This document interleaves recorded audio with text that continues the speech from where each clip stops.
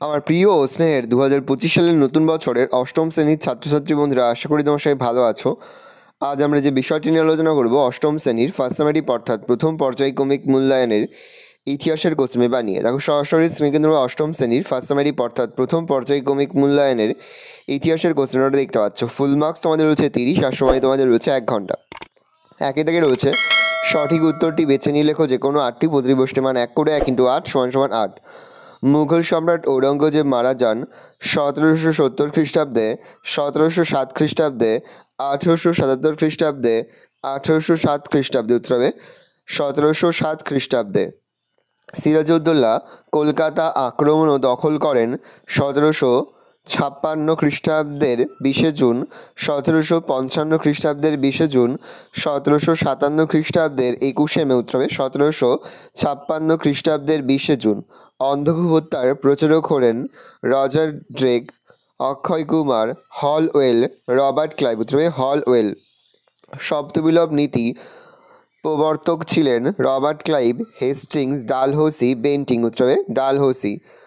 অধীনমূলক মিত্রতা নীতি সর্বপ্রথম গ্রহণ করেছিলেন টিপু সুলতান, অযোধ্যার নবাব, হায়দ্রাবাদের নিজাম। উত্তর হবে হায়দ্রাবাদের নিজাম। প্রশ্ন, রেগুলেটিং অ্যাক্ট পাস হয়েছিল 1784, 1785, 1773, 1776 খ্রিস্টাব্দে। 1773 খ্রিস্টাব্দে। চিরস্থায়ী বন্দোবস্ত চালু হয়েছিল 1784, 1793, 1770, 1772 খ্রিস্টাব্দে। 1793 খ্রিস্টাব্দে। বাংলার নথিপত্রগুলি জরিপ করেছিলেন Charles Wood, Elijah Impey, William Jones, James Rennell. উত্তর হবে জেমস রেনেল। শীতকালে মাদ্রাজ প্রেসিডেন্সির প্রশাসনিক কেন্দ্র ছিল মাদ্রাজ, কলকাতা, উটকামুন, দার্জিলিং। উত্তর হবে মাদ্রাজ। 76-এর মন্বন্তরের সময় বাংলার গভর্নর ছিলেন Robert Clive, Warren Hasting, Dalhousie, Cartier. উত্তর হবে ওয়ারেন হেস্টিং। হিন্দু কলেজ প্রতিষ্ঠা করেছিলেন William Carey, Jonathan Duncan, David Hare Macaulay. উত্তর হবে ডেভিড হেয়ার।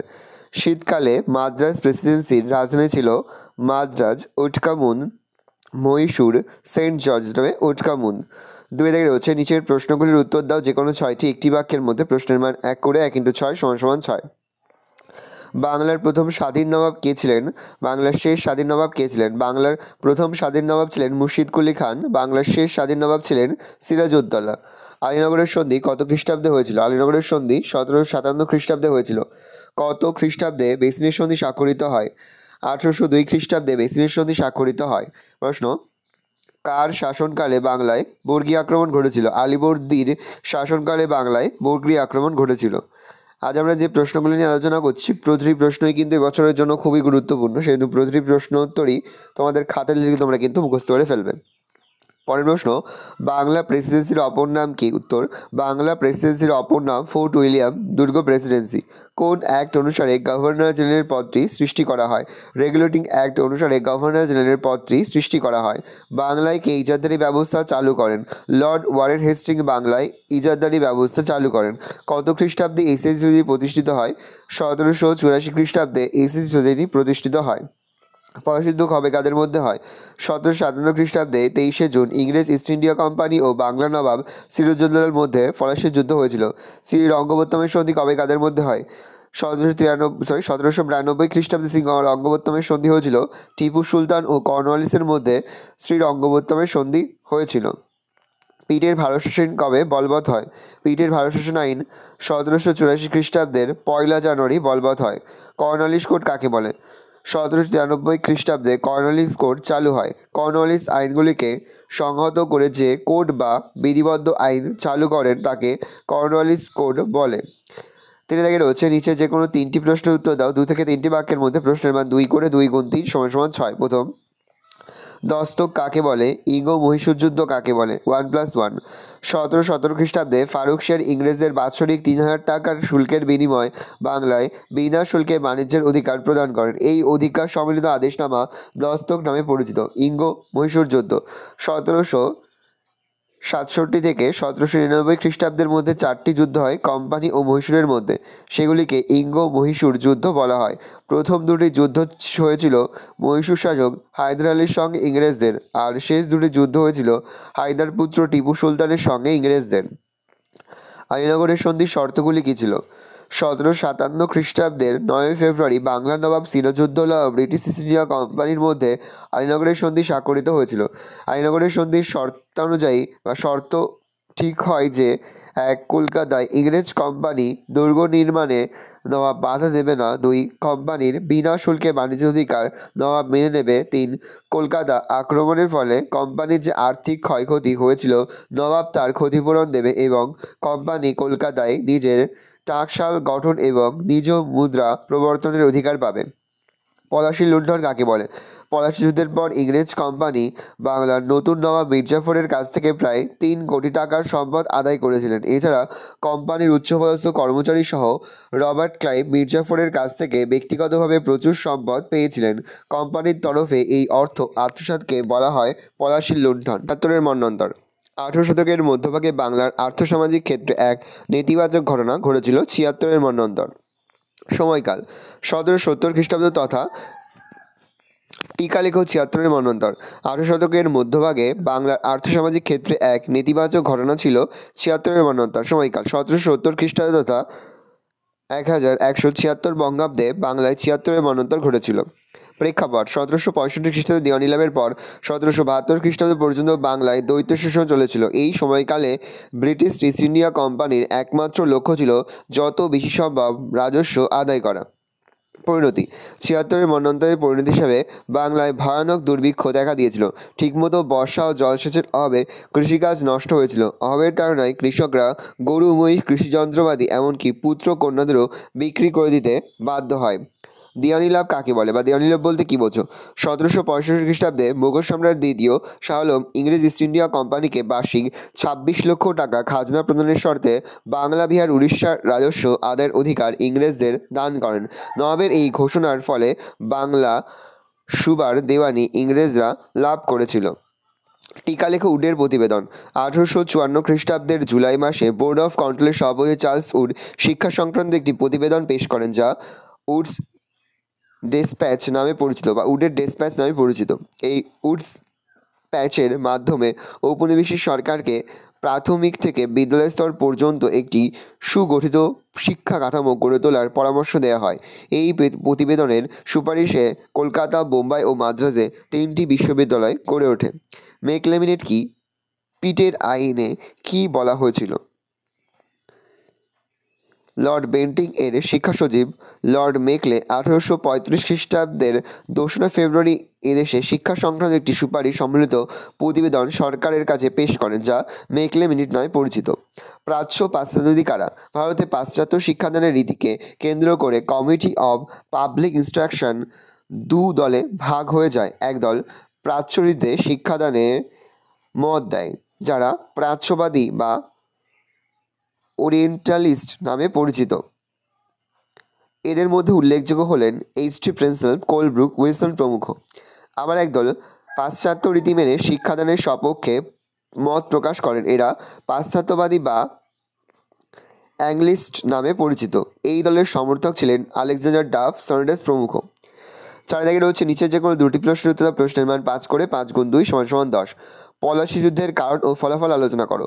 পলাশী যুদ্ধ ছিল বাংলার শেষ স্বাধীন নবাব সিরাজউদ্দৌলা এবং ব্রিটিশ ইস্ট ইন্ডিয়া কোম্পানির মধ্যে 1757 সালের 23শে জুন সংঘটিত একটি যুদ্ধ, যেখানে সিরাজউদ্দৌলার পরাজয় ঘটে এবং ভারতে ব্রিটিশ শাসনের সূচনা হয়। পলাশী যুদ্ধের কারণ 1. রাজনৈতিক ও বাণিজ্যিক ক্ষমতা বিস্তার। ব্রিটিশ ইস্ট ইন্ডিয়া কোম্পানি তাদের বাণিজ্যিক ক্ষমতা আরও বাড়াতে এবং রাজনৈতিকভাবে শক্তিশালী হতে চেয়েছিল, যা বাংলার নবাবের সাথে তাদের বিরোধের কারণ ছিল। 2. নবাবের সঙ্গে মতানৈক্য। সিরাজউদ্দৌলার সিংহাসনে বসার পর ইংরেজদের সঙ্গে তার মতানৈক্য দেখা দেয়, যার মধ্যে কোম্পানির বাণিজ্য সংক্রান্ত অধিকার, দুর্গ নির্মাণ এবং সৈন্য রাখার অনুমতি নিয়ে মতবিরোধ ছিল। 3. প্রথাগত নিয়ম অনুযায়ী উপঢৌকন না পাঠানো। সিংহাসনে বসার পর ইংরেজরা প্রথাগত নিয়ম অনুযায়ী সিরাজউদ্দৌলাকে কোনো উপঢৌকন পাঠায়নি, যা সিরাজকে তাদের প্রতি আরও বেশি অসন্তুষ্ট করে তোলে। বিশ্বাসঘাতকতা। নবাবের সেনাপতি মির্জাফর রায়দুল্লাহ ও ফরাসি মিত্রদের সাথে ষড়যন্ত্রে লিপ্ত ছিল, যা সিরাজউদ্দৌলার প্রয়োজনের অন্যতম কারণ ছিল। পলাশী যুদ্ধের ফলাফল: 1. সিরাজউদ্দৌলার পরাজয় ও ক্ষমতাচ্যুতি। পলাশী যুদ্ধে সিরাজউদ্দৌলার পরাজয় ঘটে এবং তিনি ক্ষমতাচ্যুত হন, যা ভারতে ব্রিটিশ শাসনের পথ সুগম করে। 2. ভারতে ব্রিটিশ শাসনের সূচনা। পলাশী যুদ্ধের পর ব্রিটিশ ইস্ট ইন্ডিয়া কোম্পানির ক্ষমতা বৃদ্ধি পায় এবং তারা ধীরে ধীরে তাদের আধিপত্য বিস্তার করতে শুরু করে। বাংলার অর্থনীতি ও সমাজের উপর প্রভাব। ব্রিটিশ শাসনের ফলে বাংলার অর্থনীতি ও সমাজে ব্যাপক পরিবর্তন আসে, যা দীর্ঘমেয়াদে প্রভাব ফেলে। ফারুকশিয়ার ফরমানের গুরুত্ব কী ছিল? ইজাদারি বন্দোবস্ত কে কবে চালু করেন? বাংলা তথা ভারতের ইতিহাসে মুঘল সম্রাট ফারুকশিয়ারের ফরমানের গুরুত্ব ছিল অপরিসীম। ফারুকশিয়ার প্রদত্ত ফরমানের মাধ্যমে ব্রিটিশ ইস্ট ইন্ডিয়া কোম্পানির দস্তক লাভ বাংলার বাণিজ্যের ক্ষেত্রে কিছুটা গুরুত্বপূর্ণ পরিবর্তন আনে, যেমন: 1. ইংরেজ ও নবাব সম্পর্কে অবনতি। ফারুকশিয়ার ফরমানকে কাজে লাগিয়ে কোম্পানির কর্মচারীরা নিজেদের ব্যক্তিগত বাণিজ্যে দস্তক প্রথার অপব্যবহার শুরু করে, ফলে নবাব মুর্শিদ কুলি খান ও তার পরবর্তী বাংলা নবাবের সঙ্গে ইংরেজদের সম্পর্কে অবনতি ঘটে। 2. বাণিজ্যিক অধিকারের আইনগত স্বীকৃতি। ফারুকশিয়ারের ফরমান লাভের পর ভারতে ইস্ট ইন্ডিয়া কোম্পানির বাণিজ্য আইনগত স্বীকৃতি লাভ করে। 3. কোম্পানির সুবিধা লাভ। দস্তকের সুযোগে নিয়ে ব্রিটিশ ইস্ট ইন্ডিয়া কোম্পানি বাংলার বাণিজ্যিক প্রতিযোগিতায় অন্যান্য ইউরোপীয় ও ভারতীয় বণিক কোম্পানিগুলির তুলনায় অনেক বেশি সুবিধা পায় এবং ক্ষমতা ও মর্যাদা ভোগ করে। তাই ডক্টর সুকুমার ভট্টাচার্য ফারুকশিয়ারের ফরমানকে বাংলায় ব্রিটিশ বাণিজ্যের মহাসনদ বা ম্যাগনা কার্টা বলে উল্লেখ করেছেন। ওয়ারেন হেস্টিংস নদিয়া জেলার ইজাদারি বন্দোবস্ত চালু করেন। 1772 খ্রিস্টাব্দে জুন মাসে এই ব্যবস্থা চালু হয়। পরবেষ্ট ফোর্ট উইলিয়াম কলেজ কবে কী উদ্দেশ্যে তৈরি হয়? ভারতে পাশ্চাত্য শিক্ষা বিস্তারে মিশনারিদের ভূমিকা কী ছিল? 2+3। ভারতে শিক্ষার মাধ্যমে এদেশীয় না পাশ্চাত্য তথা ইংরেজি হওয়া উচিত সে সম্পর্কে 1836 খ্রিস্টাব্দে বা খ্রিস্টাব্দ পর্যন্ত শিক্ষাবিদদের মধ্যে বিরোধের সূচনা হয়। H.T. প্রেন্সেল, কোলব্রুক প্রভৃতিরা পাশ্চাত্য ভাষায় শিক্ষাদানের সমর্থক ছিলেন। অপরদিকে আলেকজান্ডার ডাফ, মেকলে, সান্ডার্স ছিলেন পাশ্চাত্য ভাষার সমর্থক। এই বিতর্ক প্রাচ্য-পাশ্চাত্য দ্বন্দ্ব নামে পরিচিত। প্যারাচেঞ্জকো লিখবে 1800 খ্রিস্টাব্দে ফোর্ট উইলিয়াম কলেজ প্রতিষ্ঠিত হয়। ভারতে আগত ইউরোপীয় সিভিলিয়ানদের ভারতীয় ভাষা, রীতিনীতি এবং আইন সম্পর্কে অবহিত করার জন্য Lord Wellesley fort William college প্রতিষ্ঠা করেন। ভারতে পাশ্চাত্য শিক্ষা বিস্তারে মিশনারিরা গুরুত্বপূর্ণ ভূমিকা পালন করেছিল, যেমন: 1. শ্রীরামপুর ব্যাপটিস্ট মিশনের মাধ্যমে 26টি আঞ্চলিক ভাষায় পুস্তক ছাপানোর ব্যবস্থা করা হয়েছিল। 2. আলেকজান্ডার ডাফ বেশ কয়েকটি বিদ্যালয় স্থাপন করেন। এর মধ্যে উল্লেখযোগ্য হল Kolkata General Assembly Institution, David Hare, Bethune প্রভৃতিরাও শিক্ষা বিস্তারে অগ্রণী ভূমিকা নিয়েছিলেন। পলাশী যুদ্ধ ও বক্সারের যুদ্ধের মধ্যে কোনটি ব্রিটিশ কোম্পানি ভারতে ক্ষমতা বিস্তারের জন্য বেশি গুরুত্বপূর্ণ ছিল?